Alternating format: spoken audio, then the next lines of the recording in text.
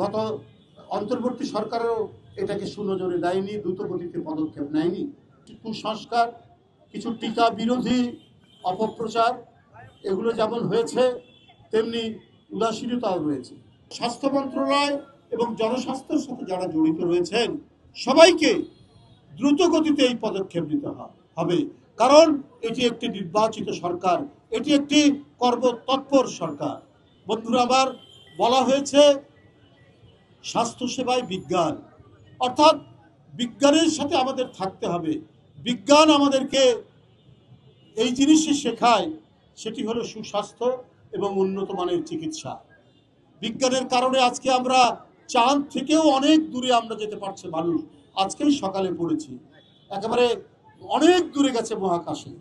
তাহলে এই হাম, এটা তো ব্রিটিশ আমল, তার অনেক আগে থেকে এই রোগের কথা আমরা দেখেছি, বিশেষ করে শিশুদেরকে আক্রমণ করে। এই হাম কেন নির্মূল হলো না এতদিন? আমি আগেই বলেছি, কিছু কুসংস্কার, কিছু টিকা বিরোধী অপপ্রচার, এগুলো যেমন হয়েছে তেমনি উদাসীনতাও রয়েছে। গত অন্তর্বর্তী সরকারও এটাকে সুনজরে দেয়নি, দ্রুত গতিতে পদক্ষেপ নেয়নি।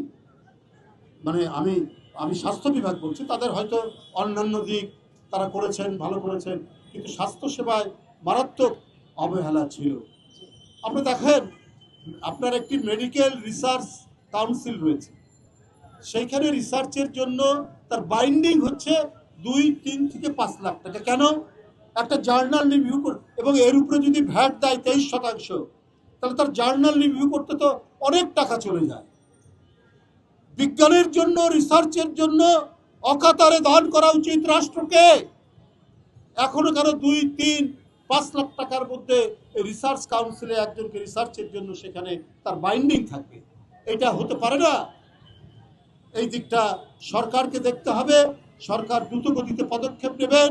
আজকে এখানে ডাক্তার, নার্স এবং টেকনিক্যাল যারা কর্মীরা রয়েছেন প্রত্যেকে আজকে সজাগ।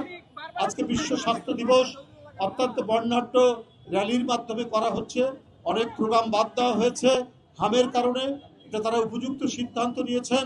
আমরা আশা করি আজকে আমাদের যে চিকিৎসক সমাজ, যারা দেশপ্রেমিক, যারা মানব কল্যাণে ব্রতী, তারা অতি দ্রুত এই ধরনের একটি পুরোপুরি মহামারী না বললেও মহামারী প্রবণ একটি রোগ, যে রোগ অনেক আগেই নির্মূল হয়ে যাওয়ার কথা, সেই রোগ নির্মূলে সেটা মোকাবেলায় তারা অত্যন্ত ক্ষিপ্র, দ্রুত এবং যথাযথ ভূমিকা পালন করবেন।